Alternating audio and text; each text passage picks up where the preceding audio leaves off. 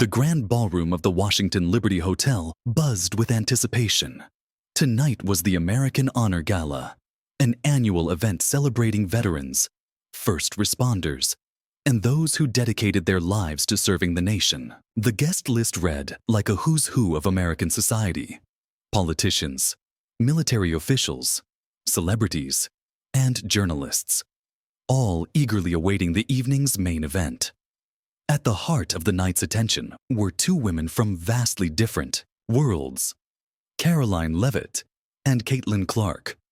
Karoline, a rising star in politics, was known for her unapologetic patriotism and staunch national values. Despite her youth, she had become a formidable figure in Washington, admired by many, criticized by those who saw her as too bold for her own good. Caitlin, on the other hand, was a basketball icon, one of the most celebrated athletes of her generation. But she was more than just a player. She was an inspiration, using her platform to stand for something greater than the game. The two had never expected their paths to cross in such a public setting. Yet, tonight, they were both being honored for their contributions to American culture and leadership. Karoline for her advocacy for veterans and national identity, and Caitlin for supporting military families and honoring fallen heroes. As the event began, the lights dimmed, and the national anthem filled the room. The audience rose to their feet in unison. Some placed hands over their hearts. Others stood in silent reverence. Karoline, seated in the front row, clutched a folded American flag in her lap, the one given to her family when her grandfather, a World War II veteran, passed away. To her, this flag was not just cloth. It was a symbol of sacrifice and the legacy her family had fought to preserve. On stage, Caitlin stood with other honorees, wearing a warm-up jacket embroidered with the words, "Honor the Fallen." A simple tribute she had worn before at charity games, but tonight, the weight of it felt different. Then, the moment of tension arrived. A well-known media personality, seated at the VIP table, stood abruptly and spoke loud enough for the entire room to hear. Karoline. Caitlin.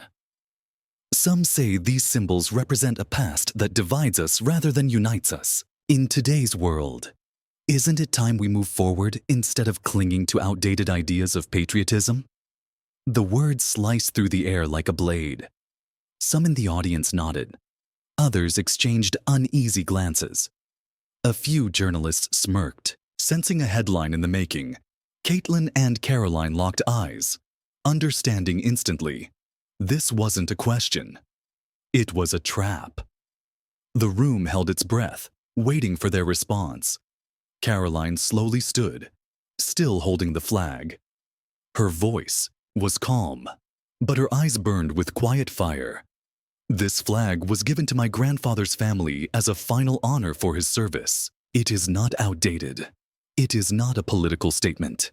It is a reminder of sacrifice, duty, and the price paid so we could stand here tonight, freely speaking our minds. A murmur spread through the audience. Some nodded in agreement. Others remained silent. The journalist smirked, undeterred. "That's one perspective," he said. "But don't you think patriotism today should be about inclusivity rather than clinging to old symbols? Some might say holding on to that flag does more harm than good." Karoline didn't flinch. She tightened her grip on the flag and took a step forward. Patriotism isn't exclusionary. It's not a relic. It is the very foundation that allows us to have this conversation. If honoring those who gave their lives for this country is seen as harmful, then maybe the problem isn't the symbol.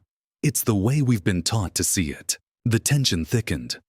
The journalist turned to Caitlin, expecting her to distance herself from the controversy. "You're an athlete, Caitlin. Your career depends on sponsorships, endorsements, public support. Do you really want to be caught up in something so polarizing?" Caitlin could have played it safe. She could have said something neutral, something that wouldn't ruffle feathers. Instead, she stepped closer to Karoline. "I play basketball because I love the game," she said. "But I also love this country and the people who gave me the opportunity to play it. That's what this jacket represents. If that's controversial, then maybe we need to ask why. A hushed murmur rippled through the crowd. The journalist folded his arms. So, you don't care how others interpret these symbols? That their pain doesn't matter? Caitlin took a slow breath. What I'm saying, she answered, is that honoring those who came before us doesn't erase the struggles we still need to face today. We can do both. We can remember where we came from and still work toward a better future. Those things aren't opposites. They're connected. Silence. Then, a single, deliberate clap. A decorated veteran, one of the honorees, rose to his feet. He was in his late 70s, his posture still straight despite the weight of time. He looked at Karoline, then at Caitlin, and finally at the journalist. Fought for this country, he said, voice steady. I lost friends for it. And I'll tell you this, when I see young people like them standing up for what they believe in, I don't see division. I see hope. The room shifted. More people stood, applause growing with each passing second. Not everyone clapped.